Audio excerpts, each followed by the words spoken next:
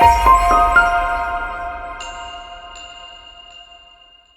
everyone, Cory Muscara here with Mindfulness.com. In this week's newsletter, I want to talk about the attitudinal factor of non-striving. This was first popularized in the context of mindfulness through Jon Kabat-Zinn when he wrote his book Full Catastrophe Living. He outlined a number of different attitudinal factors in mindfulness, and non-striving was one of them.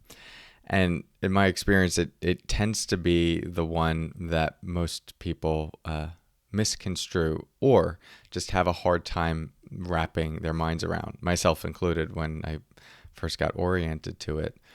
And I think what gets misunderstood is the sense of non-striving is that we're not working toward the future. We don't have any future orientation.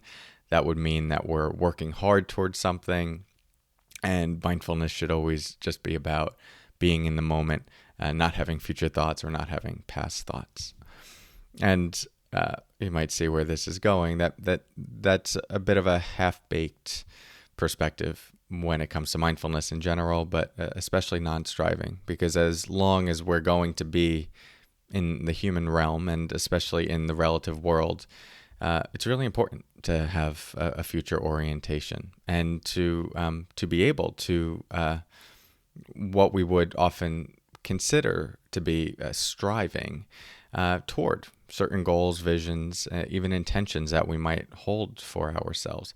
Even outside of the relative world and maybe going into a monastic setting, you're still working towards some sort of goal. A monk is still striving, in a sense, toward, it could be enlightenment, the development of the mind, freeing the mind, and all these certain qualities of mind and heart that we might work toward in meditation. So that is a future orientation of what I'm doing now will eventually get me there. So how do we make sense of non-striving? Well, it's more the recognition that the only way that we can take care of the future is by taking care of this moment right now.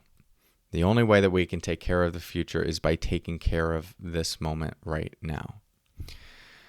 So see what it would be like just to relax into that for a moment, of just being here in this moment of your life with all the things that you might be working toward, that you might be aspiring to develop, to even have. Right? All of that can exist in the future. But there's this orientation that I can't actually do the future. I can hold intentions for it. But all that can do is inform how I'm showing up in this moment. And there's something about that I think is actually quite liberating and freeing, where we just drop in and go, oh, yeah, okay, I want all of these things, or I'm setting intentions for these things, and I have these goals, but I can't actually do anything about getting them other than just showing up in this single snapshot of a moment and doing my best in relationship to it, giving it my full presence, working on a particular task. And there's a quality of letting go in that, while also doing. So do you see how non-striving is not non-doing? There can be a heck of a lot of doing in any given moment. If we define doing as taking a certain action, thinking about something, working in some sort of way, absolutely do. We need to be doing. But the doing can be done with this trust that what will unfold as it does. In some sense, it's not really our business because we can't control it. Our job is just to show up as best we can in this moment. We have a future orientation of what we'd like to develop, and great to have that. We set these intentions for ourselves. How things unfold as we get there, it's outside of our control, outside of our ability to actually just show up in this moment and do the best we can. Right from there, as some people would say, that's God's work. That's the universe's work. That's outside of what we can actually influence.